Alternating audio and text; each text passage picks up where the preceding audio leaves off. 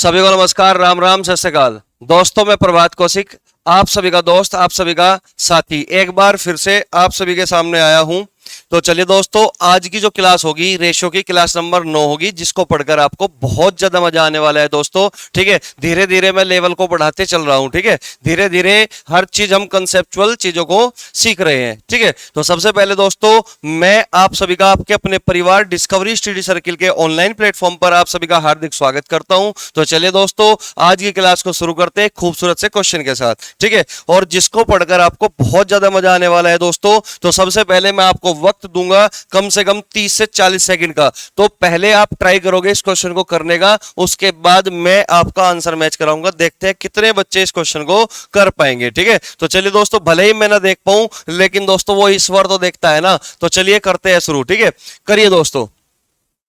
Question है, यदि x minus 2y plus 8z अनुपात y minus 3z plus 4w अनुपात 4x plus 5z minus 7w बराबर 3:4:7, तो 6x plus 2y minus 17w बटा w का मान क्या होगा? आपसे इतनी सी बात जानना चाहता है। ठीक है, तो दोस्तों करिए क्वेश्चन को शुरू और बनाइए। 30 सेकंड का आपके पास वक्त है। ठीक है, तो करते हैं शुरू।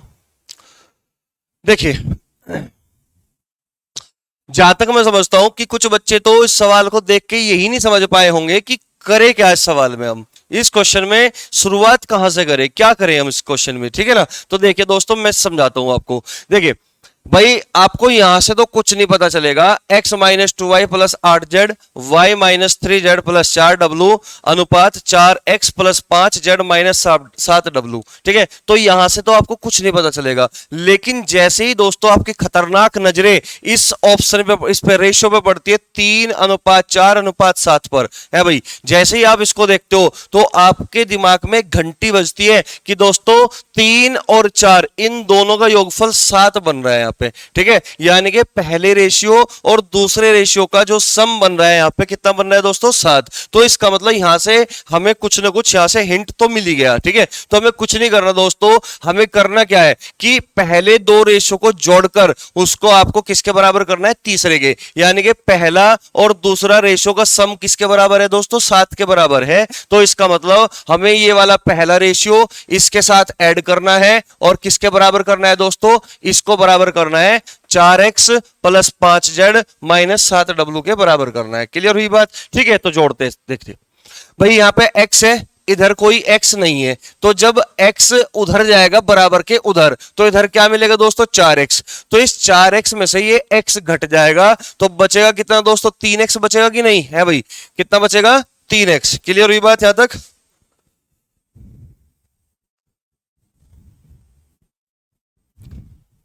है भाई, बचेगा कितना? यहां बचेगा 3x। क्लियर हुई बात यहां तक? ठीक है, इसी तरीके से यहां पे कितना है दोस्तों? -2y और यहां पे कितना है? Plus y। तो माइनस के y, इधर क्या बचेगा दोस्तों? माइनस के y, और माइनस के y उधर जाएगा, जब बराबर के उधर जाएगा तो क्या हो जाएगा? प्लस के y। ठीक है, तो क्या हो जाएगा दोस्तों? प्लस के y। ठीक है, देखिए भाई, माइनस के 2y है और यहां पे प्लस के y है, तो -2y और प्लस y, तो माइनस y बचेगा, और माइनस y जब इक्वल के उधर जाएगा तो क्या बनेगा? प्लस y बचेगा। ठीक है दोस्तों, यहां तक? ठीक है, अब देखिए यहां पे लिखा हुआ है 8z और यहां पे कितना है?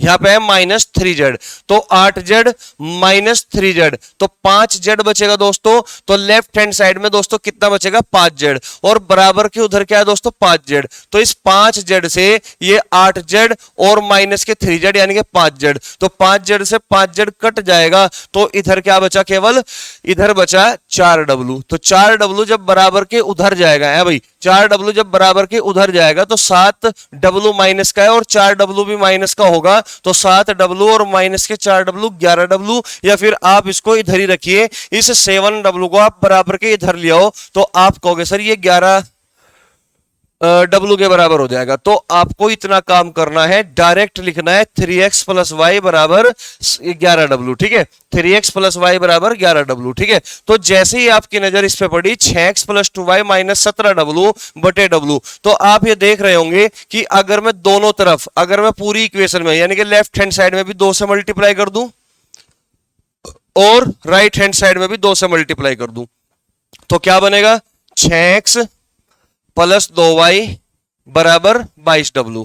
6x प्लस 2y बराबर 22w। तो इस 6x प्लस 2y का मान कितना हुआ 22w। तो यानी कि 6x प्लस 2y का मान 22w और 22w में से 17w घटाओगे दोस्तों तो 5w बटे w, तो w से w कटेगा तो बचेगा दोस्तों क्या आपका आंसर 5। तो मैं आशा करता हूं कि आप इस क्वेश्चन को समझ चुके होंगे। बहुत ही बेहतरीन क्वेश्चन था, बहुत ही अच्छा क्वेश्चन था। ठीक है, देखिए हमने कुछ नहीं किया दोस्तों, जैसे ही नजर हमारी रेशो पर पड़ती है, अनुपात पे पड़ती है, तो यहां से देखते ही समझ चुके हो तुम कि 3 + 4 बराबर है 7 के। इसका मतलब पहले रेशो को दूसरे रेशो के साथ जोड़ना है और बराबर करना है 4x plus 5w minus 7w। अगर आप एक एक चीज लिख के करोगे सोल्व तो दोस्तों आपको टाइम वेस्ट करना पड़ेगा। ठीक है, लेकिन आपको डायरेक्ट लिखना है भाई इसमें x है, इसमें x नहीं है। ठीक है, तो इधर लेफ्ट हैंड साइड में x बचा और जब बराबर के उधर जाओगे x को लेकर तो 4x में से ये x घट जाएगा तो उधर क्या बचेगा दोस्तों 3x बचेगा। क्लियर हुई बात। यहां पे माइनस के 2y है और ये प्लस y है तो माइनस के 2y प्लस y तो माइनस y बचेगा और माइनस y जब बराबर के उधर जाएगा तो प्लस का y हो जाएगा। क्लियर हुई बात। यहां पे तो यहां पे 8z है, यहां पे -3z है तो 8z माइनस 3z प्लस के 5z और बराबर के उधर 5z लिखा हुआ है तो 5z से 5z कैंसिल आउट हो जाएगा। ठीक है ना, तो इसी तरीके से यहां पे क्या बचा प्लस 4w, इधर w नहीं है प्लस 4w और उधर क्या है दोस्तों बराबर के इधर 7w। तो जब 7w आप इधर लेके जाओगे तो 7 और 4 11w यानी कि 3x प्लस y बराबर 11w के बराबर है। लेकिन जैसे ही आप यहां पे देखते हो कि 6x plus 2y, 6x plus 2y कैसा बनेगा, अगर मैं 3x plus y left hand side में भी 2 से मल्टीप्लाई करता हूं, राइट हैंड साइड में भी 2 से मल्टीप्लाई करता हूं तो क्या बनेगा 6x प्लस 2y बराबर 22w। तो इसका मतलब 6x प्लस 2y की जगह हम 22w रखेंगे तो 22w माइनस 17w बटे w तो कितना होगा दोस्तों, ये बनेगा 5w है भाई, ये बनेगा 5w बटे w। तो आंसर हुआ दोस्तों आपका 5। ठीक है, तो मैं आशा करता हूं कि आप मेरी बात को अच्छे से समझ पाए होंगे, इस क्वेश्चन को अच्छे से समझ पाए होंगे। ठीक है, तो चलिए दोस्तों नेक्स्ट क्वेश्चन की ओर बढ़ते हैं, क्वेश्चन नंबर 49। ठीक है, सबसे पहले मैं आपको कहूंगा कि आप इसको करने की ट्राई करें। ठीक है, उसके बाद मैं इस क्वेश्चन को कराऊंगा है भाई, उसी के बाद मैं कराऊंगा इस क्वेश्चन को। ट्राई करिए दोस्तों, कैसे करोगे आप। ये दिया हुआ है कि यदि z बटे x माइनस 2y बराबर 2z प्लस x बटे 2y बराबर 2x बटे z तो x plus y plus z बटे z का मान क्या होगा। ठीक है ना, तो z के अपोन में दिया हुआ है x माइनस 2y और ये इक्वल है किसके 2z plus x upon 2y बराबर 2x अपॉन z। तो x plus y plus z upon z का मान क्या होगा, आपसे ये जानना चाहता है। ठीक है मेरे दोस्त। ठीक है, देखिए इस क्वेश्चन को करने से पहले दोस्तों अगर आपने सीक्वेंस बाय सीक्वेंस पिछली वीडियो अच्छे से देखी है तो वहां पर मैंने एक छोटा सा कंसेप्ट बताया था, हालांकि मैं यहां भी बताऊंगा। ठीक है, लेकिन वहां पर अगर आपने देखा होगा उसमें मैंने बहुत सारे उस कंसेप्ट के ऊपर मैंने बहुत सारे क्वेश्चन आपको कराए। ठीक है, ताकि बच्चे उस कंसेप्ट को अच्छे से समझ पाए। ठीक है, देखिए दोस्तों कंसेप्ट क्या था, तो इस क्वेश्चन को करने से पहले एक छोटा सा कंसेप्ट फिर से मैं रिवाइज करा देता हूं आपका। कंसेप्ट ये था मेरे दोस्त कि अगर मैं लिखता हूं 2/3, 2/3, क्या इस 2/3 को मैं लिख सकता हूं 4/6 लिख सकता हूं। आप कहोगे सर बिल्कुल, क्योंकि 2/3 और 4/6 दोनों में सेम रेशियो है, क्योंकि मैंने 2 का डबल ही तो किया, 2 दूनी 4 3 दूनी 6 यानी कि 4/6 में भी रेशियो 2/3 का ही है। इसका मतलब ये दोनों बात आपस में बराबर है। क्लियर हुई बात। ठीक है, क्या मैं इसको इस तरीके से भी लिख सकता हूं क्या है भाई 8/12, आप कहोगे सर बिल्कुल। ठीक है, कि 8/12 यानी कि जो 8/12 लिखा हुआ है इसमें भी रेशियो अभी भी 2/3 ही है। क्लियर हुई बात। ठीक है, तो क्या मैं इन तीनों को है भाई, क्या मैं इन तीनों को इस फॉर्म में लिख सकता हूं क्या, इन तीनों को यानी कि जो ऊपर दिए हुए अंश यानी कि 2 + 4 + 8, 2 + 4 + 8 अपोन हर में कितना है 3 + 6 + 12 ऐसे लिख सकता हूं दोस्त। आप कहोगे सर बिल्कुल कि पिछली क्लास में आपने कंसेप्ट बहुत अच्छे से समझाया। ठीक है, देखिए हम क्या करेंगे इसमें, जब भी इस तरीके से देखो 2/3 का मतलब भी 4/6 का मतलब भी 8/12 का मतलब 2/3 ही है, यानी कि 4/6 में भी रेशियो 2/3 ही है, ठीक है। 8/12 में भी रेशियो कितना है, 2/3 ही है, ठीक है। तो अगर मैं अंश, केवल अंश अंश को जोड़ता हूं और नीचे हर को जोड़ देता हूं, यानी कि सारे के सारे न्यूमरेटर और अपॉन में क्या है, सारे के सारे डिनोमिनेटर, अगर मैं इनको इस तरीके से जोड़ दूं तो आप देखोगे दोस्त कि 8 और 4 12, 12 और 2 कितना भाई 14, अपॉन में कितना है 12 और 6 18, 18 और 3 21। तो आप ये देखोगे कि 7 दूनी 14 और 7 ते 21, 7 दूनी 14 7 ते 21, यानी कि रेशियो अब भी 2/3 ही है। इसका मतलब हमने दोस्त यहां से ये सीख लिया कि जो काम आपने अंश में किया, अंश के साथ किया, अगर वही सेम वर्क आप हर के साथ करते हो तो दोस्तों रेशियो नहीं बदलेगा, जो फाइनल रेशियो होगा वही रेशियो इनिशियल रेशियो होगा, ठीक है। तो फाइनल रेशियो वही होगा जो इनिशियल रेशियो था, ठीक है। जो काम आप किस में करते हो दोस्तों, अंश में करते हो, वही सेम वर्क अगर आप हर में कर दो, अगर तुमने सभी अंशों को इस तरीके से जोड़ा तो हर को भी इसी तरीके से जोड़ना है। अगर तुमने इसमें से 4 को घटाया और 8 को जोड़ दिया तो यहां पे भी दोस्तों 6 को घटाना होगा और 12 को जोड़ना होगा, ठीक है ना। यानी कि जो काम आप कहां पे करोगे, अंश में, वही सेम काम आप अगर हर में करते हो तो रेशियो नहीं बदलेगा। वो इसलिए नहीं बदलता मेरे दोस्त कि यहां पे 2/3 का रेशियो है, 4/6 में भी 2/3 का रेशियो है, 8/12 में भी 2/3 का रेशियो है, तो हर जगह तो मैं 2/3 का रेशियो लेकर चल रहा हूं, तो फिर रेशियो कैसे बदलेगा, नहीं बदलेगा, ठीक है। कहने का मतलब ये हुआ है भाई, कहने का मतलब ये हुआ मेरा, देखिए मतलब ये हुआ कि अगर मैं लिखता हूं A/B बराबर C/D बराबर E/F, ठीक है, तो इस बात को मैं ऐसे भी लिख सकता हूं A + C + E upon B + D + F, ठीक है। और इसी बात को मैं ऐसे भी लिख सकता हूं कि A - C + E upon B - D + F, यानी कि अगर मैं यहां पे दूसरे वाले न्यूमरेटर को, अंश को यहां पे माइनस करता हूं तो इसके नीचे जो हर होगा उसको भी माइनस ही करना पड़ेगा, यानी कि सेम वर्क करना पड़ेगा जो न्यूमरेटर में किया जाता है, वही सेम वर्क अगर आप डिनोमिनेटर में करते हो, हर में करते हो। क्लियर हुई बात, ठीक है। तो इस बात को मैं इस तरीके से लिख सकता हूं, इन सब का मतलब यही है A/B, ठीक है, इस सब का मतलब A/B, ठीक है, या फिर C/D या फिर E/F, क्योंकि तीनों बात आपस में एक दूसरे के बराबर है। क्लियर हुई बात यहां तक, ठीक है। तो इस कंसेप्ट का यूज करते हुए दोस्तों हम इस क्वेश्चन को सॉल्व करेंगे बहुत आसान तरीके से, ठीक है। बहुत जबरदस्त क्वेश्चन है दोस्तों, आपको पढ़कर मजा आने वाला है, ये समझ लीजिए बस, ठीक है।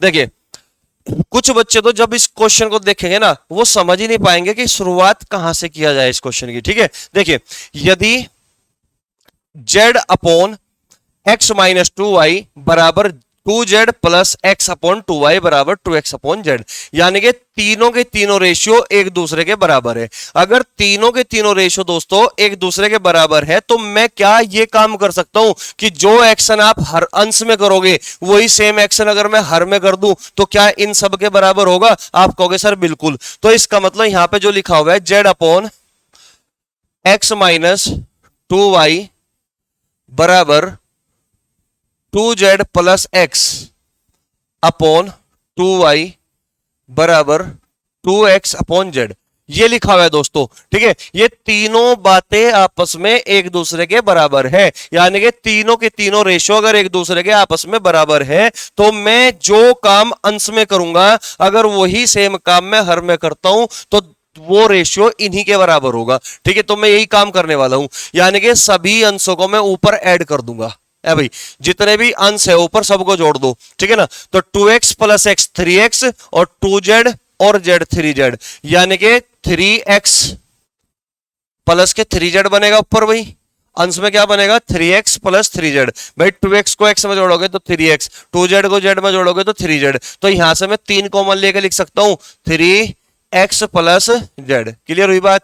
अब सेम वर्क आपको किस में करना है? सेम वर्क आपको हर में करना है, कि जो काम आपने ऊपर किया वही सेम काम आपको नीचे करना है। तो x - 2y 2y और z, इन सबको अगर आप जोड़ोगे तो 2y से 2y कटेगा, तो बचेगा क्या दोस्तों, x प्लस जेड बचेगा कि नहीं, और x प्लस जेड से x plus Z cancel out होगा, यानी कि ये किसके बराबर हुआ दोस्तों, ये बराबर हुआ 3 के। तो मैं आशा करता हूं कि आप मेरी बात को अच्छे से समझ पाए होंगे, ठीक है।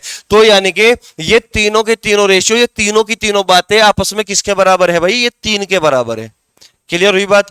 अगर ये दोस्त 3 के बराबर है, अगर ये 3 के बराबर है तो ये 2z बटा जेड, 2x बटा जेड भी 3 के बराबर होगा, होगा कि नहीं होगा। तो इसका मतलब x बटा जेड, x बटा जेड किसके बराबर होगा भाई, 3 बटा 2 के। अरे 2x बटा जेड अगर 3 के बराबर होगा तो x बटा जेड किसके बराबर होगा, 3 बटा 2 के बराबर होगा, कि 2 3 के नीचे चला जाएगा। तो इस बात का मतलब ये हुआ, तो इस बात का मतलब ये हुआ दोस्त कि x की वैल्यू 3 यूनिट है और z की वैल्यू कितनी है, 2 यूनिट है। x की वैल्यू 3 यूनिट है और z की वैल्यू कितनी है, 2 यूनिट है। और हमें x plus y plus z upon z का मान निकालना है। तो इसका मतलब अभी हमें y का मान भी निकालना है। किसका मान निकालना है, y का मान भी निकालना है, ठीक है। तो समझिए दोस्तों, देखो y यहां पे तो है नहीं, y यहां पर भी है और y यहां पर भी है। इन दोनों में से कोई से भी रेशियो में x और z का वैल्यू पुट कर दोगे तो y का रेशियो निकल जाएगा, ठीक है। इन दोनों में से x और z की वैल्यू यहां पे पुट कर दोगे तो आपका y का मान निकल जाएगा। और अगर मैं x की वैल्यू दोस्तों यहां पे पुट कर दूं, यहां पे कितना हो जाएगा 3, और z की वैल्यू कितनी 2, यहां पे पुट कर दूं तो 2 दूनी 4, 4 और 3 7, तो 7 बटे 2y, 2y, y चले जाएगा दोस्तों किसके साथ, इधर। भाई देखो x की वैल्यू 3, z की वैल्यू कितनी 2, तो 2 दूनी 4 और 3 7, ऊपर 7 हो गया, बटे 2y, बटे 2y, ये किसके बराबर है, पूरी बात भी ये भी 3 के बराबर होगा कि नहीं भाई, ये भी तो 3 के बराबर होगा। तो 3 के बराबर इसको रख दोगे तो यहां से y का मान कितना निकल जाएगा दोस्तों, y का मान निकल जाएगा आपका 7 बटा 6। y का मान कितना हो गया दोस्तों, 7 बटा 6। तो यहां से y का मान भी हमने निकाल लिया कि y का मान है दोस्तों 7 बटा 6, ठीक है। समझिए दोस्तों, अब समझिए यहां से मुझे रेशियो निकालना है किसका, x y और z का, x ratio y ratio z। तो x की वैल्यू कितनी है 3, y की वैल्यू कितनी है 7 बटा 6, और z की वैल्यू दोस्तों कितनी है, z की वैल्यू है 2। क्या रेशियो कभी भी फ्रैक्शन की फॉर्म में होगा, आप कहोगे नहीं। अगर रेशियो फ्रैक्शन की फॉर्म में नहीं होगा तो आप क्या करोगे, पूरे रेशियो को 6 से मल्टीप्लाई करोगे। पिछली वीडियो में देख लेना, सब कुछ बताया हुआ है। तो 6 18, ये कितना दोस्तों 7, भाई 6 से 6 कटेगा, 6 दूनी 12।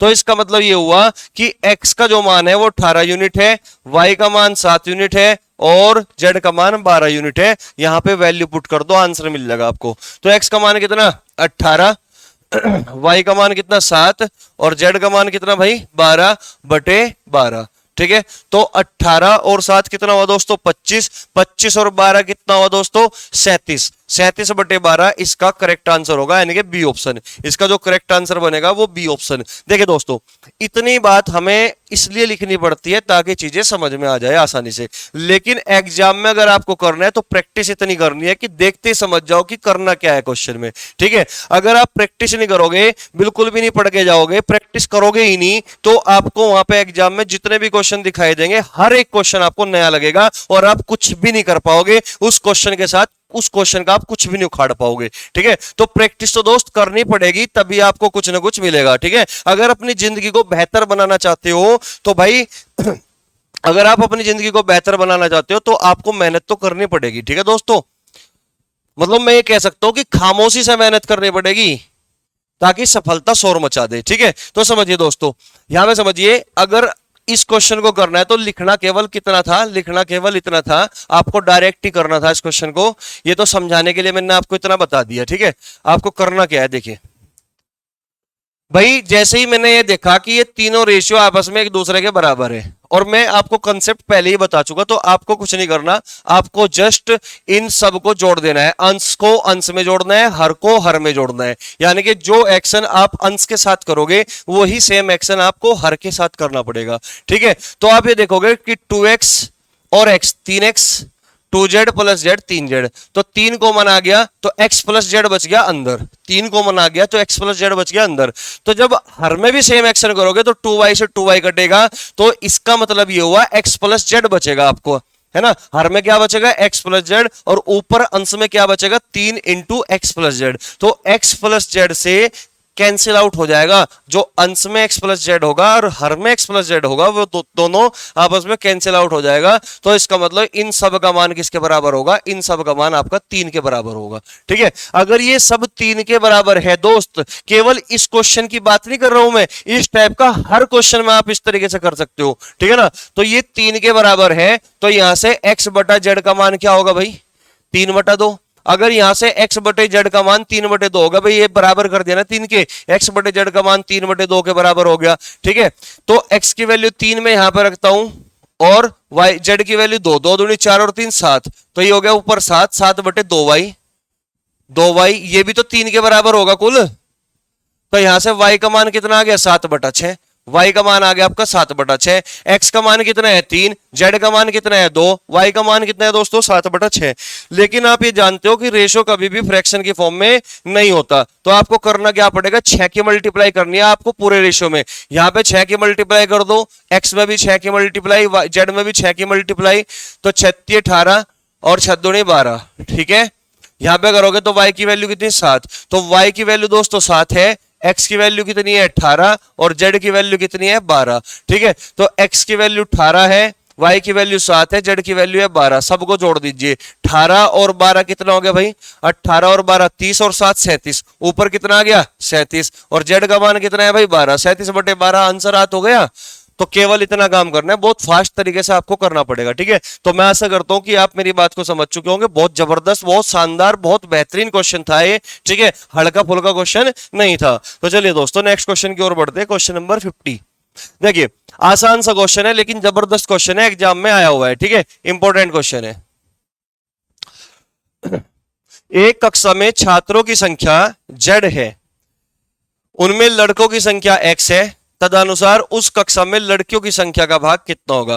भाई छात्रों की संख्या कितनी दी हुई है z, और लड़कों की संख्या कितनी है x, तो लड़कियों की संख्या का भाग कितना होगा, आपसे ये जानना चाहता है इस क्वेश्चन में, ठीक है। तो सबसे पहले मैं कहूंगा कि ट्राई कीजिए आप, उसके बाद मैं बताऊंगा कि करना क्या है इस सवाल में, ठीक है। करिए भाई।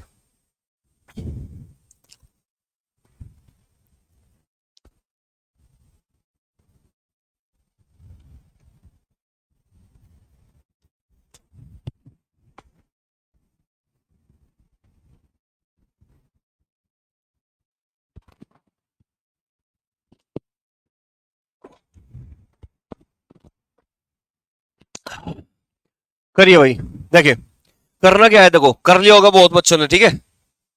एक कक्षा में छात्रों की संख्या z, भाई इसमें टोटल स्टूडेंट, जो आपके टोटल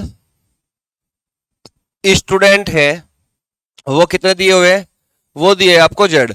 कह रहा कि लड़कों की संख्या यानी कि नंबर ऑफ बॉयज, यानी कि लड़के, टोटल बॉयज कह सकते हो, नंबर ऑफ बॉयज कितने हैं दोस्तों x। तो आप मुझे एक बात बताओ, अगर एक विद्यालय में कुल लड़कों, कुल बच्चों की संख्या, कुल विद्यार्थियों की संख्या, total students, total number of students कितने हैं z है, और लड़कों की संख्या कितनी है दोस्तों x है, तो लड़कियों की संख्या कितनी बचेगी, लड़कियों की संख्या कितनी बचेगी। आप कहोगे सर टोटल स्टूडेंट में से लड़कों की संख्या घटा दीजिए, z माइनस एक्स बचेगी, कितनी बचेगी z माइनस एक्स। तो इसका मतलब ये हुआ कि उस स्कूल में, उस विद्यालय में, उस कक्षा में अगर कुल विद्यार्थी z है तो z में से कुल लड़कियों की संख्या z माइनस एक्स है। लेकिन वो आपसे पूछना चाहता है वो भाग कितना है, वो आपसे ये नहीं पूछना चाहता कि लड़कियों की संख्या कितनी है। अगर लड़कियों की संख्या पूछता तो आंसर तो z माइनस एक्स ही ना हो जाता, लेकिन किसी ऑप्शन में z माइनस एक्स है नहीं, है ना। तो आपसे वो क्या पूछना चाहता है, वो भाग पूछना चाहता है कि टोटल का कितना भाग है, टोटल का कितना भाग है। मैं ये कहूं कि एक कक्षा में 10 विद्यार्थी है और एक कक्षा में 10 विद्यार्थी है, यानी कि टोटल नंबर ऑफ स्टूडेंट कितने हैं भाई 10 है, और उस 10 में से 5 लड़कियां हैं या 4 लड़की मान लो, चलो ठीक है, उस 10 में से 4 लड़की है, तो कितना भाग लड़कियों का है। आप कहोगे सर 10 में से 4 है, तो इसका मतलब 2 दूनी 4 और 2 पंजे 10, 2/5 भाग लड़कियां हैं, 2/5 5 भाग लड़कियां है तो 3/5 भाग लड़कों का बचेगा। मैं आशा करता हूं कि आप मेरी बात को समझ चुके होंगे। ठीक है, तो चलिए दोस्तों इस क्वेश्चन में भी सेम इसी तरीके से करना है।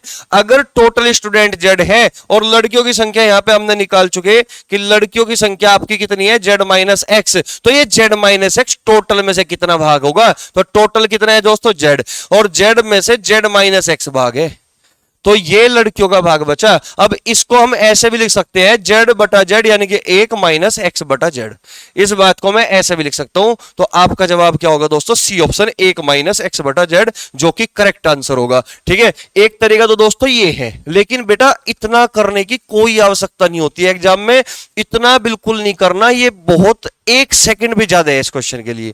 ठीक है, इतना करने की कोई आवश्यकता नहीं, आपको केवल इतना काम करना था कि अगर लड़कियों का भाग पूछ रहा है, अगर ये लड़कियों का भाग पूछ रहा है तो आप सबसे पहले एक काम कर लीजिए, लड़कों का भाग निकाल लो कि इस कक्षा में लड़कों का भाग कितना है। ठीक है भाई, टोटल नंबर ऑफ स्टूडेंट कितने हैं, जेड, जेड में से लड़के कितने हैं भाई, लड़के हैं एक्स, तो यानी कि टोटल में से लड़के कितने हैं भाई एक्स, यानी कि एक्स बटा जेड क्या है, ये एक्स बटा जेड क्या है भाई, ये एक्स बटा जेड लड़कों का भाग है उस कक्षा में। अगर आपको लड़कियों का भाग निकालना है तो 1 में से घटा दीजिए, 1 में से घटा दीजिए, डायरेक्ट आंसर 1 माइनस एक्स बटा जेड, इतना काम करना है आपको, ये इस सवाल का उत्तर है।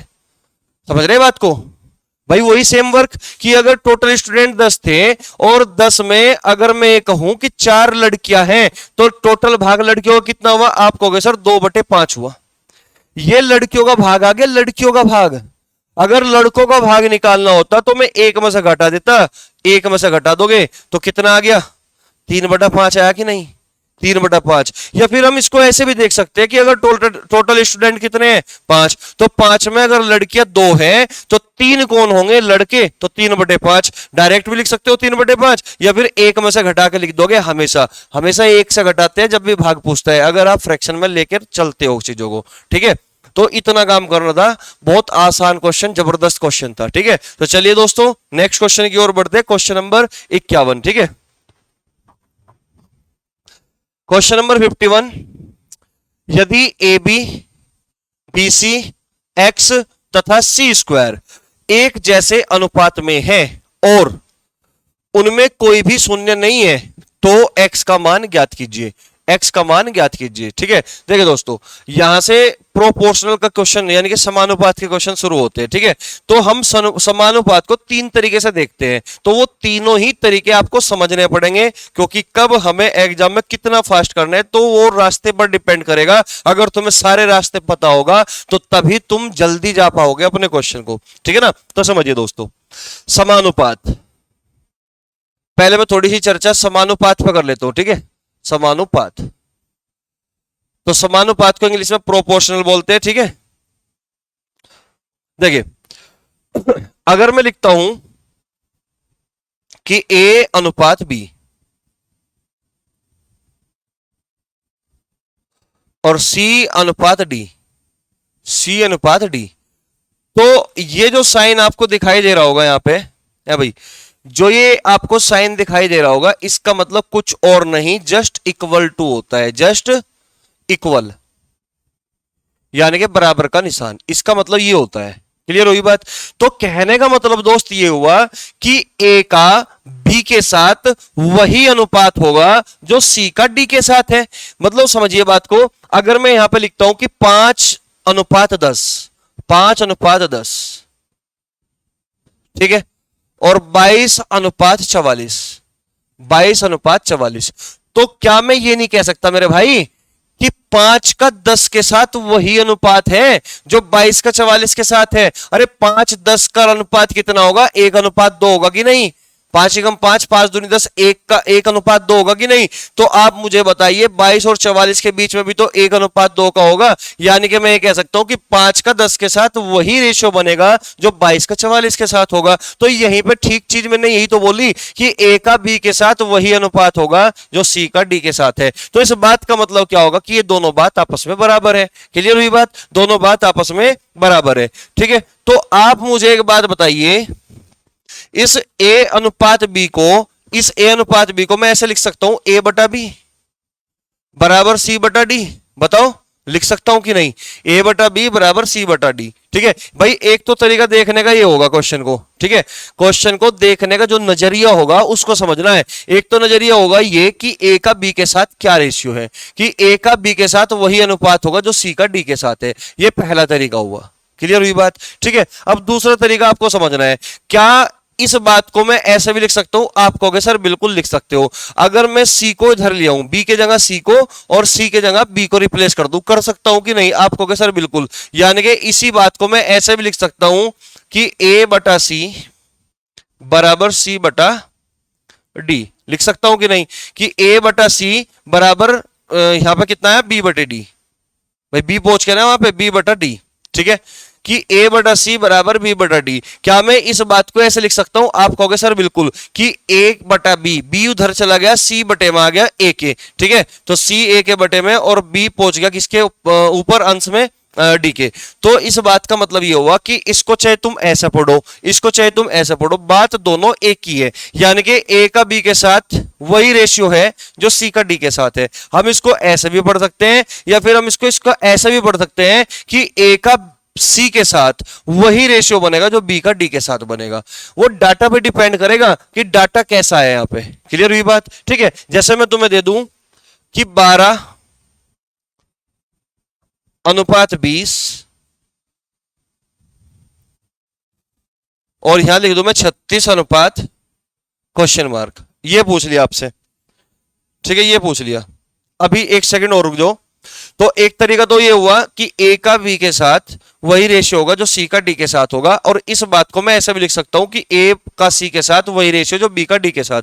यानी कि अगर मैं क्रॉस प्रोडक्ट करता हूं इस तरीके से, तो आप ये देखोगे कि ए डी बराबर होगा किसके? बी सी के। ए डी बराबर होगा किसके दोस्तों? बी सी के। तो इसका मतलब ए डी यानी कि बाहर वालों की मल्टीप्लाई बराबर किसके हो जाती है? अंदर वालों की मल्टीप्लाई के। तो ये दोस्तों तीसरा तरीका है, ये दोस्तों तीसरा तरीका है। तो पहला तरीका क्या बताया कि डायरेक्ट हम इन दो के रेशियो में चर्चा करेंगे और इन दो के रेशियो में चर्चा करेंगे। दूसरा तरीका क्या बताया कि जरूरी नहीं कि केवल आप इन दो पर ही चर्चा करो, आप इसका रेशियो इसके साथ देख सकते हो, सी के, कि ए का सी के साथ जो रेशियो बनेगा वही रेशियो बी का डी के साथ बनेगा। क्योंकि इस बात की पुष्टि यहां से हो सकती है कि ए का सी के साथ वही रेशियो है जो बी का डी के साथ है। क्लियर हुई बात? इसी बात को मैं इस फॉर्म में भी लिख सकता हूं। तो दूसरा तरीका दोस्तों ये हुआ, क्लियर होगी बात? तीसरा तरीका क्या हुआ कि अगर ए डी बराबर होता है बी सी के, ए डी बराबर होता है किसके? बी सी के, तो मैं ये कह सकता हूं कि बाहर वालों की मल्टीप्लाई बराबर हो जाती है अंदर वालों की मल्टीप्लाई के। तो हम एक ही क्वेश्चन को तीन नजरिए से देख सकते हैं। ठीक है, अब समझिए दोस्तों,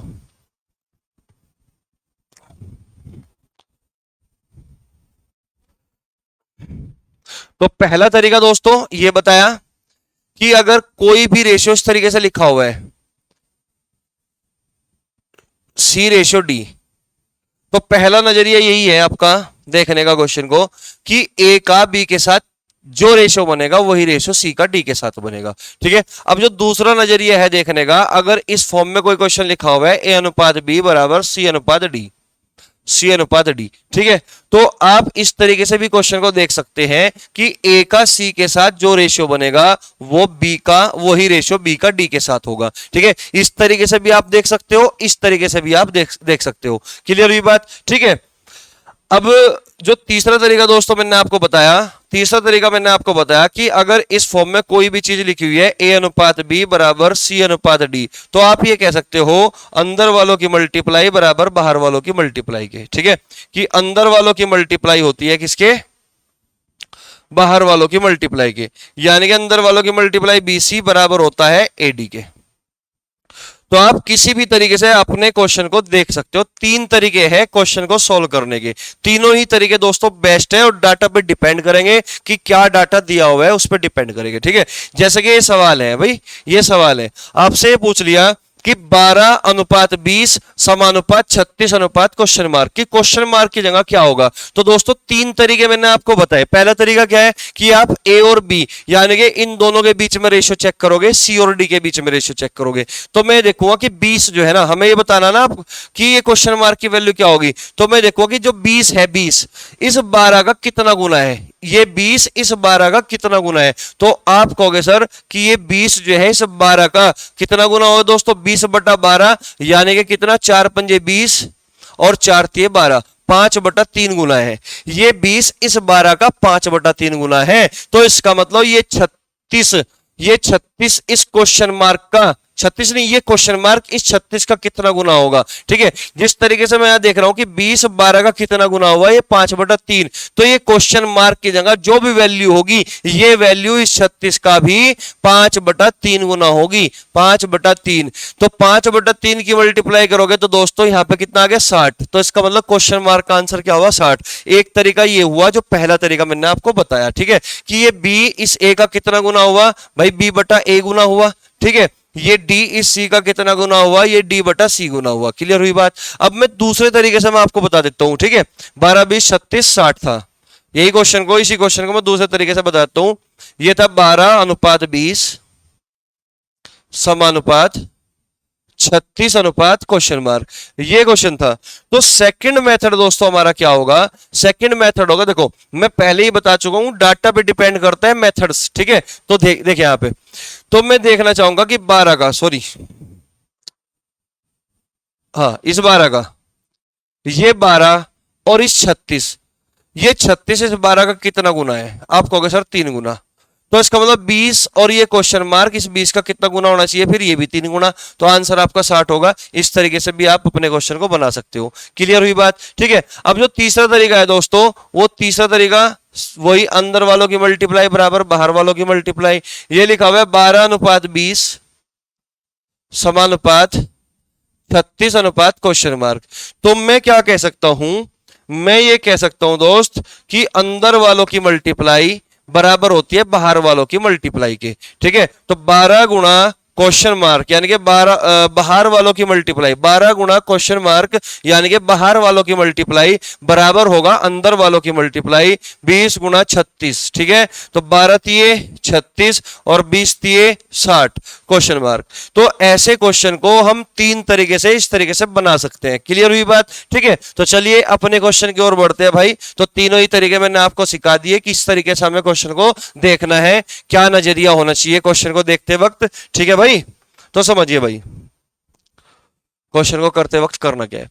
तो क्वेश्चन में क्या दिया हुआ है दोस्त, क्वेश्चन में दिया हुआ है कि a b b c x तथा सी स्क्वायर एक जैसे अनुपात में है। इस बात का मतलब यह हुआ कि ए बी का बी सी के साथ वही अनुपात है जो बी सी का एक्स के साथ है। इस बात का मतलब यह हुआ कि ए बी का बी सी के साथ वही अनुपात है जो एक्स का सी स्क्वायर, अच्छा एक्स का, जो एक्स का किसके साथ है दोस्तों, सी स्क्वायर के, यहां पे एक्स है ना, तो ए बी का बी सी के साथ वही अनुपात है जो एक्स का सी स्क्वायर के साथ है। ठीक है, तो एक जैसे अनुपात में और उनमें से कोई भी शून्य नहीं है। तो एक्स का मान ज्ञात कीजिए, तो एक्स का मान ज्ञात कीजिए। तो एक तरीका तो दोस्तों क्या होगा, अंदर वालों की मल्टीप्लाई बराबर बाहर वालों की मल्टीप्लाई। एक तरीका होगा कि आप इन दो में कंपैरिजन करो, तो आप यहां पे भी दो में कंपैरिजन करो। एक तरीका होगा कि आप पहले को तीसरे के साथ बिठा दो और दूसरे को चौथे के साथ बिठा दो, मर्जी आपकी है। तो मैं कहूंगा कि ये वेरिएबल फॉर्म में, तो आप क्या करोगे, अंदर वालों की मल्टीप्लाई कर दो बाहर वालों की मल्टीप्लाई के साथ, डायरेक्ट कर दो दोस्तों, कुछ नहीं करना। ठीक है ना, तो करना क्या है, बाहर वालों की मल्टीप्लाई क्या बनेगी, ए बी सी स्क्वायर, ये किसके बराबर होगा, बी सी एक्स के बराबर होगा, और हमें एक्स का मान चाहिए। तो बी सी से आप इसको डिवाइड करोगे, तो जब आप बी सी से इसको डिवाइड करोगे दोस्तों, तो आप मुझे बताइए क्या बी सी से ये बी और ये पावर नहीं कटेगी, तो बचेगा कितना दोस्तों, ए सी बचेगा, जो कि करेक्ट आंसर ए ऑप्शन होगा। क्लियर हुई बात। क्योंकि ये वेरिएबल फॉर्म में थे, तो आप डायरेक्ट इस तरीके से कर लीजिए क्वेश्चन को, जल्दी हो जाएगा। ठीक है, करने को तो आप दूसरे दो तरीके से भी कर सकते हो, क्वेश्चन तो उससे भी होगा, कोई दिक्कत नहीं बात है। ठीक है, तो इस तरीके से करोगे तो आसान पड़ेगा। क्वेश्चन नंबर 52, देखिए जबरदस्त क्वेश्चन, सेकंड्स में होने वाला क्वेश्चन। ठीक है, देखते ही देखो, डाटा भी डिपेंड करता है, मैं पहले ही बता चुका हूं आपको। पहले को तीसरे के साथ बिठाओ, कितना हो गया भाई, 30 गुना। तो इसका मतलब दूसरे को चौथे के साथ बिठा दो, तो ये भी 30 गुना होना चाहिए। तो 8 3 24 यानी कि 240 आंसर, यानी कि डी ऑप्शन। क्लियर हुई बात यहां तक। ठीक है भाई, 5 का 100, देखो 150, ये 5 का 30 गुना है, तो 8 का 30 गुना यानी कि 240 आंसर। ठीक है, 3 तरीके से हम देखते हैं, डाटा पे डिपेंड करता है कौन सी डाटा आसान पड़ेगी। ठीक है, तो चलिए नेक्स्ट क्वेश्चन की ओर बढ़ते हैं, क्वेश्चन नंबर 53। ठीक है, अच्छा 7 अनुपात x बराबर 17.5 अनुपात 22.5, तब x का मान ज्ञात कीजिए। कुछ नहीं करना मेरे दोस्त, पहले को किसके साथ बिठा दो, तीसरे के साथ। कितना गुना है मेरे भाई, ये 25 सत्ते 175, ढाई गुना हुआ कि नहीं, ये ढाई गुना हुआ कि नहीं, आप कहोगे सर बिल्कुल। तो इसका मतलब ये 22.5 ये x का ढाई गुना होगा। कितना गुना, ये भी तो ढाई गुना होगा। आप कहोगे सर बिल्कुल। अगर ये x का ढाई गुना है तो इसको ढाई से क्या करोगे, डिवाइड कर दीजिए। ढाई से डिवाइड करोगे तो x का मान क्या बनेगा, आप कहोगे सर 9 बनेगा। 9 क्या बनेगा, 9। तो x का मान कितना आ गया, 9। तो आंसर आ गया आपका 9। सिंपल सा क्वेश्चन, बहुत जबरदस्त, बहुत आसान तरीके से हमने इस क्वेश्चन को कर लिया। ठीक है ना, तीन तरीके देखने के, तीन तरीके, तीनों ही तरीके आपको पता है, तो मैं बार बार क्यों रिपीट कर रहा हूं, क्योंकि बहुत सारे बच्चे इसको बड़े मेथड से सॉल्व करते हैं। तो ये तीन तरीके, तीनों में से कोई सा भी लगा सकते हो, आपका आंसर निकलेगा। ठीक है, तो चलिए दोस्तों नेक्स्ट क्वेश्चन की ओर एक बार और फिर से मैं रिपीट कर देता हूं। भाई 175 है यहाँ पे, 7 पॉइंट को भूल जाओ 2 सेकंड के लिए। 7 का ये 25 गुना हुआ, 25 सत्ते 175, पॉइंट है तो ढाई गुना कह सकता हूं। ठीक है, तो इसका मतलब ये चौथा रेशियो दूसरे रेशियो का ढाई गुना होगा। तो यानी कि x में ढाई की मल्टीप्लाई करने के बाद 22.5 आया होगा। तो इसका मतलब ढाई से डिवाइड करोगे तो x का मान 9 आएगा। तो जो कि करेक्ट आंसर है डी ऑप्शन। ठीक है, नेक्स्ट क्वेश्चन, क्वेश्चन नंबर 54। समझिए, बहुत जबरदस्त क्वेश्चन, देखने में अजीब सा लग रहा होगा लेकिन जबरदस्त क्वेश्चन है भाई। ठीक है, सिंपल वही, ये पहला दूसरा रेशियो, दूसरा तीसरा रेशियो। तो मैंने कहा कि भाई डाटा पे डिपेंड करता है, तो मुझे दिख रहा है डाटा कि अगर मैं पहले को तीसरे के साथ देखता हूं तो आप ये देखोगे कि √2 और √6 कितना गुना हो गया, आप कहोगे सर √3 गुना हो गया। भाई √3 गुना √2 कितना हो गया, √6। ठीक है, तो इसका मतलब दूसरा रेशियो भी, दूसरा रेशियो का √3 गुना x का मान होगा, है भाई। पहले रेशियो का √3 गुना √6, तो दूसरे रेशियो का √3 गुना x का मान होगा कि नहीं। तो √3 की मल्टीप्लाई करोगे आप इसमें, जब आप √3 की मल्टीप्लाई करोगे तो √3 प्लस 3, √3 प्लस 3 यानी कि डी ऑप्शन इसका करेक्ट आंसर होगा। ठीक है, आसान तरीके से चीजें समझ में आई होगी। ठीक है भाई, तो चलिए नेक्स्ट क्वेश्चन की ओर बढ़ते हैं। अभी थोड़े से और क्वेश्चन करा देते हैं। ठीक है, अभी टाइम है। क्वेश्चन नंबर, अच्छा 55 आ गया भाई, क्वेश्चन नंबर 55। ठीक है, इसको समझने से पहले आप समझोगे एक छोटा सा कंसेप्ट। ठीक है,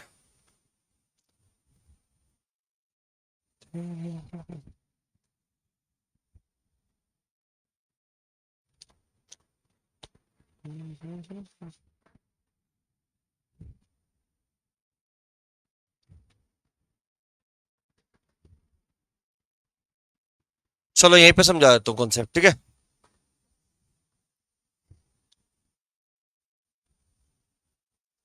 ध्यान दो भाई। देखो, सवाल में भी दिख ही गया होगा, मध्यानुपाती पूछ रहा है आपसे। ठीक है, मध्यानुपाती। देखो रेलवे के क्वेश्चन में बहुत ज्यादा पूछता है मध्यानुपाती, तृतीयानुपाती और चतुर्थानुपाती।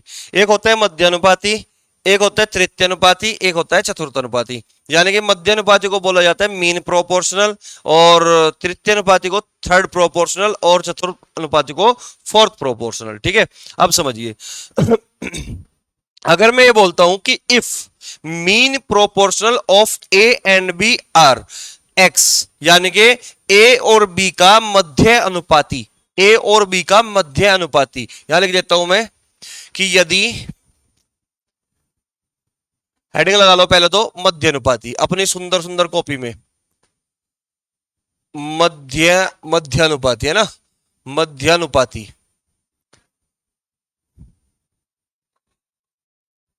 दोस्तों जबरदस्त कंसेप्ट है, एक बार को भूल सकते हो फॉर्मूला, लेकिन कंसेप्ट नहीं भूलना चाहिए। यानी कि अगर आप एग्जाम के अंदर मध्यानुपाती का फॉर्मूला भूल जाते हो तो आपको ये पूरा कंसेप्चुअल चीजें याद रहनी चाहिए। और मैं उम्मीद करता हूं कि मैं इस तरीके से समझाऊंगा कि आप फॉर्मूले भूल जाओगे लेकिन ये कंसेप्ट नहीं भूलोगे कभी।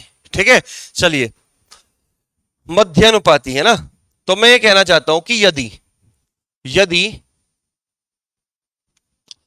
ए और बी का, ए और बी का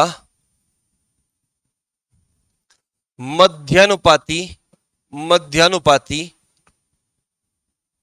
एक्स है, कितना है, एक्स है। ठीक है, तब देखो मैंने कहा कि ए और बी का मध्य अनुपाती की if mean proportional of a and b are is x, ठीक है। यानी कि मैं कहना चाहता हूं कि हमारे पास दो संख्याएं हैं, एक तो संख्या है ए और एक संख्या है दोस्तों बी, ठीक है। अगर हमारे पास दो संख्याएं हैं और इसका मध्यानुपाती निकालना है, भाई मध्यानुपाती दो संख्याओं का निकालना पड़ेगा, ठीक है। तो मध्यानुपाती निकालना है तो मध्यानुपाती यानी कि नाम से स्पष्ट हो रहा है मेरे दोस्त कि मध्यानुपाती है तो बीच में पड़ेगा, बीच में कहां पड़ेगा, बीच में, ठीक है। कहां पड़ेगा भाई, बीच में पड़ेगा, ठीक है। तो इसका मतलब ए और बी का अगर मध्यानुपाती निकालना है तो इसका मतलब ए और बी के बीच में पड़ेगा। आप कहोगे सर बिल्कुल, यानी कि एक्स मान रखा मैंने कि इन दोनों का मध्यानुपाती एक्स है तो ए और बी के बीच में लाई करेगा, इसका मतलब, ठीक है। तो मैं कह सकता हूं कि ए का एक्स के साथ वही अनुपात होगा जो एक्स का बी के साथ है भाई। मैं इसको ये भी तो कह सकता हूं कि ए का एक्स के साथ वही अनुपात होगा जो एक्स का बी के साथ है, जो एक्स का बी के साथ है। आप कहोगे सर बिल्कुल, ठीक है। तो आप मुझे बताओ, क्या मैं ये नहीं कह सकता कि अंदर वालों की मल्टीप्लाई होती है बाहर वालों की मल्टीप्लाई के? आप कहोगे सर बिल्कुल। तो एक्स स्क्वायर किसके बराबर हुआ, एक्स स्क्वायर ए बी के बराबर हुआ। भाई एक्स स्क्वायर बराबर ए बी, तो एक्स का मान किसके बराबर हुआ? आप कहोगे ए बी का स्क्वायर रूट कर दो, वर्गमूल कर दो, ठीक है। ए बी का स्क्वायर रूट कर दोगे यानी कि वर्गमूल कर दोगे। तो यही तो मध्यानुपाती है, यही तो दोस्तों फॉर्मूला है भाई, यही तो फॉर्मूला है। तो आपको कुछ नहीं करना, आपको जब भी दो संख्याएं दी जाए और आपको कहा जाए कि मध्यानुपाती क्या होगा तो उन दोनों के प्रोडक्ट का करना क्या होगा, स्क्वायर रूट करना है, आपका आंसर निकल जाएगा, ठीक है। तो कई बार होता गया है कि डायरेक्ट फॉर्मूला भूल जाते हैं, तो आपको ये बनाना आना चाहिए, ठीक है। सबसे पहली जरूरी बात तो यही थी, ठीक है। तो आपको कुछ नहीं करना, जब भी मध्यानुपाती की बात करेगा तो मध्यानुपाती का मतलब क्या होगा, दोनों संख्याओं के प्रोडक्ट का स्क्वायर रूट। क्लियर? जैसे मैं यहां पे लिख देता हूं भाई, जैसे मैं यहां पे कोई एग्जांपल देता हूं कि एक संख्या हमारे पास 81 है और एक संख्या हमारे पास 36 है, इन दोनों का मध्यानुपाती क्या होगा? तो 81 गुणा 36, इन दोनों का वर्गमूल कर दो, 9 गुणा 4, 9 चौक 36, 9 गुणा 6 होगा ना भाई। 81 का वर्गमूल करोगे 9, 36 का 6, तो 9 6 54। तो इसका क्वेश्चन का आंसर क्या होगा? 54। अगर मैं ये कह दूं कि एक संख्या हमारे पास 25 है, एक संख्या 49 है, तो इन दोनों का मध्यानुपाती क्या होगा? तो आपको कुछ नहीं करना, जस्ट 25 गुणा 49 बटे 25 गुणा 49 का स्क्वायर रूट करोगे तो 5 गुणा 7, यानी कि आपका जवाब होगा 35। मैं आशा करता हूं कि आप मध्यानुपात तो समझ चुके होंगे। अगर आप इस बात को समझ चुके हैं दोस्त, तो आप मुझे बताइए इस क्वेश्चन का आंसर क्या होगा फिर? है भाई, इस क्वेश्चन का आंसर क्या होगा? यहां पे मध्यानुपाती पूछ रहा है तो आपको क्या करना है, 0.32 इंटू 0.02, इन दोनों के गुणनफल का वर्गमूल ही तो करना है डायरेक्ट, है भाई। इन दोनों संख्याओं के गुणनफल का वर्गमूल करना है, इसका मतलब, ठीक है। तो इसके 32/100 और 2/100, 32 दूनी 64, 64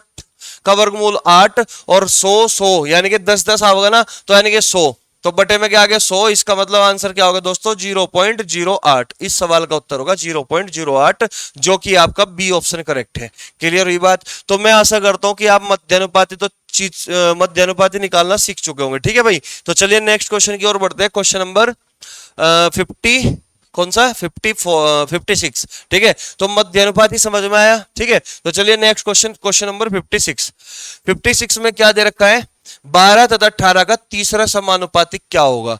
12 तथा 18 का तीसरा समानुपातिक क्या होगा, ठीक है। तो इस बार वो मध्यानुपात ना पूछकर आपसे वो तीसरा समानुपातिक पूछ रहे हैं। तो तीसरा समानुपातिक समझिए, तो मैं कह सकता हूं कि यदि दो संख्याएं ए और बी का तीसरा समानुपात मैं एक्स मान लू, है भाई, यदि दो संख्याएं ए और बी का तीसरा समानुपात मैं एक्स मान लू, ठीक है। मैं लिख देता हूं कि यदि दो संख्याएं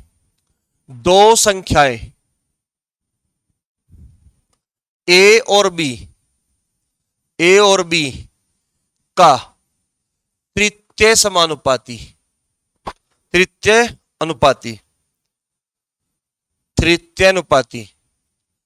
अनुपाती पूछ रहा ना, तृतीय अनुपाती है, तीसरा अनुपात एक्स है।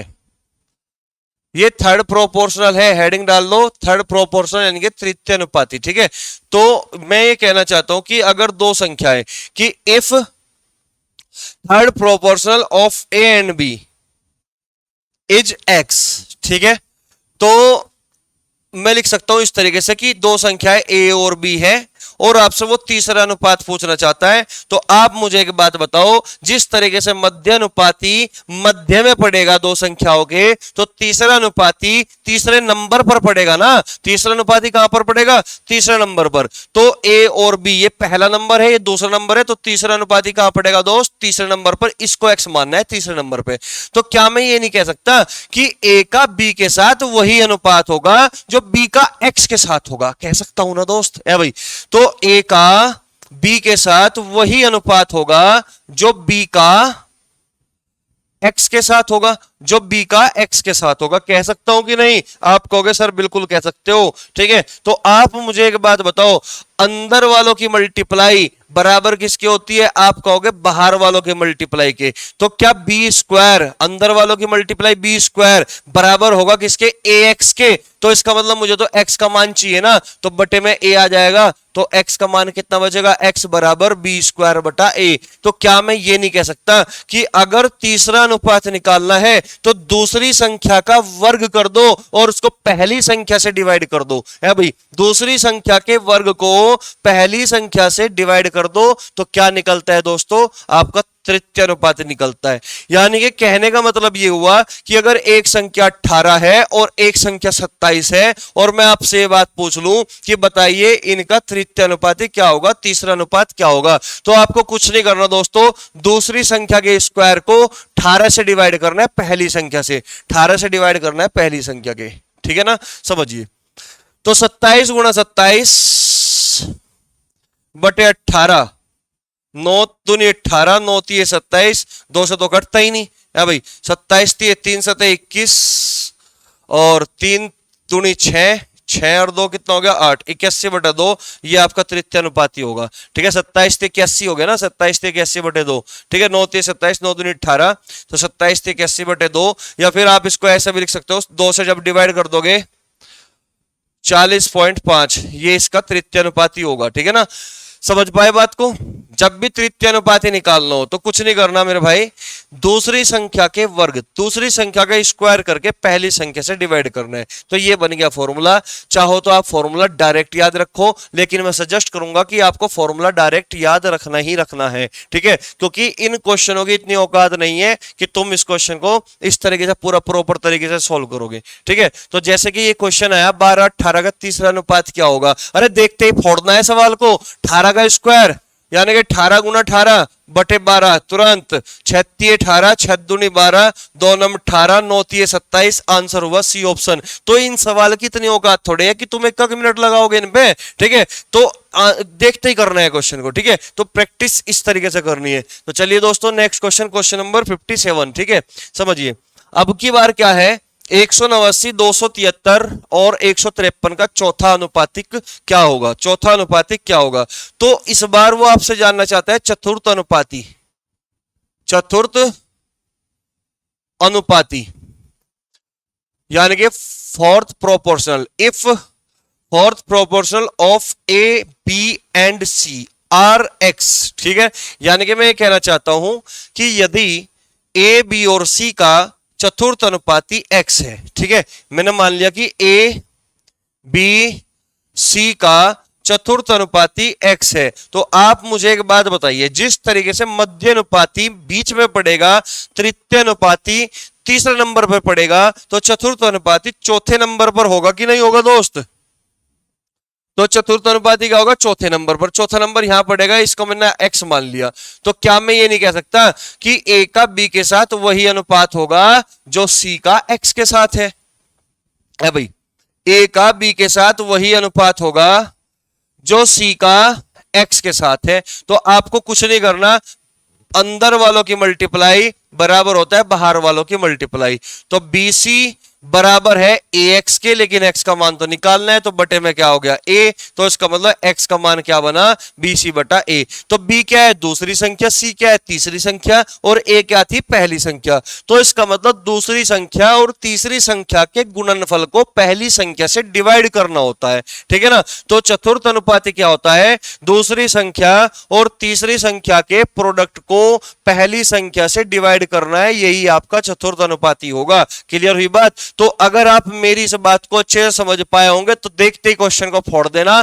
273 गुणा 153 बटे ये दूसरी संख्या है, ये तीसरी संख्या है, तो दूसरी और तीसरी संख्या के गुणनफल को पहली संख्या से डिवाइड करना है 189 से। क्लियर हुई बात यहां तक, ठीक है। तो काट दीजिए, 3 27 3 एकम 3 3 छंग 18 3 3 9 63 हो गया, ठीक है। तो 63 से काट दो भाई, 9 सते 63, 7 से कट जाएगा, 7 नम 63, 7 दूनी 14, कट रहा गया नहीं कट पा रहा, 3 से काट दो, 3 दूनी 6 3 एकम 3 3 पंजे 15 और 3 एकम 3 51 है ना।